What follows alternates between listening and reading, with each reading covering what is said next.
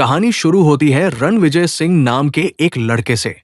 रणविजय बचपन से ही बहुत गुस्सैल और जिद्दी स्वभाव का है, लेकिन उसके गुस्से के पीछे एक बहुत बड़ी वजह है और वो वजह है उसके पिता बलबीर सिंह। बलबीर सिंह एक बहुत बड़े बिजनेसमैन हैं और उनके पास पैसा, पावर और इज्जत सब कुछ है, लेकिन उनके पास अपने बेटे के लिए समय नहीं है। यहीं से रणविजय के अंदर एक अजीब सा खालीपन पैदा होने लगता है। उसे हमेशा लगता है कि अगर वो कुछ बड़ा करेगा, कुछ खतरनाक करेगा, तब शायद उसके पिता उसे नोटिस करेंगे। और यही बात धीरे धीरे उसके दिमाग में एक ऑब्सेशन बन जाती है। अब कहानी थोड़ा आगे बढ़ती है।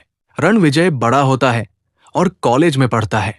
वही उसकी मुलाकात होती है गीता से। दोनों के बीच प्यार होता है और फिर दोनों शादी कर लेते हैं। लेकिन रणविजय का स्वभाव अभी भी वैसा ही है। उसके अंदर का गुस्सा और उसके पिता के लिए पागलपन कम नहीं होता। अब कहानी में आता है सबसे बड़ा मोड़। एक दिन अचानक खबर आती है कि रणविजय के पिता पर हमला हुआ है। ये खबर सुनते ही रणविजय का दिमाग पूरी तरह बदल जाता है। अब उसके लिए सिर्फ एक ही चीज मायने रखती है और वो है बदला। अब वो ये पता लगाने निकलता है कि आखिर उसके पिता पर हमला किसने किया। जैसे जैसे कहानी आगे बढ़ती है, हमें रणविजय का एक नया रूप देखने को मिलता है। वो अब सिर्फ एक बेटा नहीं है, वो एक ऐसा इंसान बन चुका है जो अपने पिता की सुरक्षा के लिए किसी भी हद तक जा सकता है। वो अपने दुश्मनों को ढूंढना शुरू करता है और जो भी उसके रास्ते में आता है वो उसे बख्शता नहीं।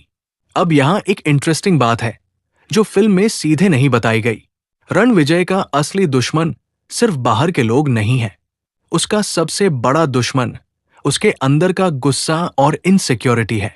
उसे हमेशा लगता है कि उसके पिता उसे उतना प्यार नहीं करते जितना उसे करना चाहिए, और यही फीलिंग उसे धीरे धीरे एक डेंजरस इंसान बना देती है।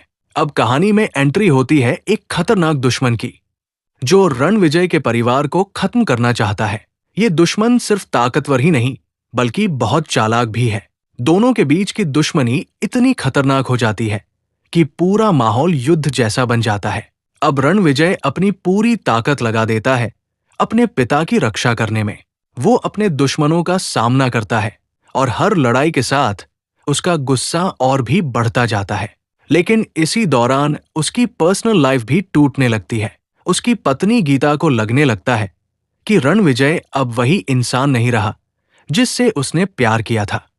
यहाँ फिल्म हमें एक बहुत गहरी बात समझाने की कोशिश करती है।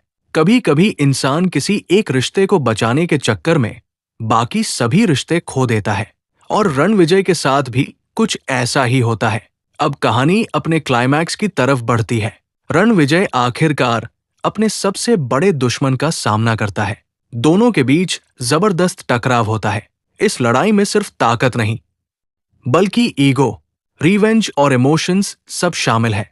आखिरकार रणविजय अपने दुश्मन को हरा देता है, लेकिन इस जीत के बाद भी उसके अंदर की खालीपन खत्म नहीं होती। और यही इस फिल्म का सबसे इंटरेस्टिंग पॉइंट है। रणविजय ने अपने पिता के लिए सब कुछ किया, लेकिन फिर भी उसे वो प्यार नहीं मिलता जिसकी वो उम्मीद करता था। ये बात फिल्म के अंत में बहुत गहराई से दिखाई गई है। अब अगर हम इस फिल्म को थोड़ा अलग नजरिए से देखें तो ये सिर्फ एक्शन फिल्म नहीं है, ये एक साइकोलॉजिकल स्टोरी भी है जो दिखाती है कि अगर बचपन में किसी बच्चे को इमोशनल सपोर्ट नहीं मिलता तो वो बड़ा होकर किस तरह का इंसान बन सकता है।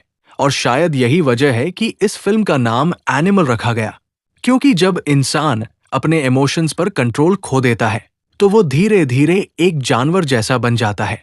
तो दोस्तों, ये थी फिल्म एनिमल की पूरी कहानी और उसका हिडन मीनिंग। अगर आपको ये एक्सप्लेन वीडियो पसंद आई हो तो वीडियो को लाइक जरूर करें, और ऐसे ही इंटरेस्टिंग मूवी एक्सप्लेन्ड और बॉलीवुड स्टोरीज के लिए चैनल फिल्मी एक्सआरजे को सब्सक्राइब करना ना भूलें। हम फिर मिलेंगे एक और नई फिल्म की कहानी के साथ। धन्यवाद।